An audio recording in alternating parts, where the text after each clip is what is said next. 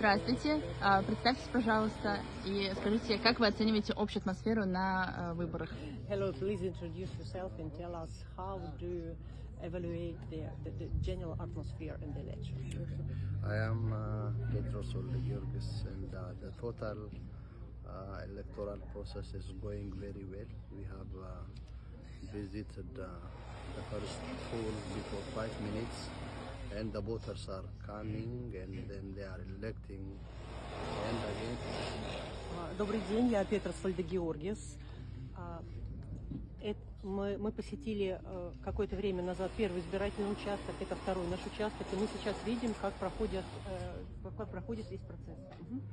and the organizing teams are there on their own places, and we asked them, and we have seen also nothing is going wrong, everything is going as planned.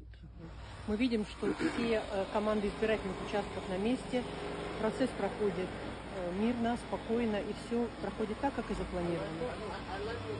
Thank you. Спасибо. Thank you.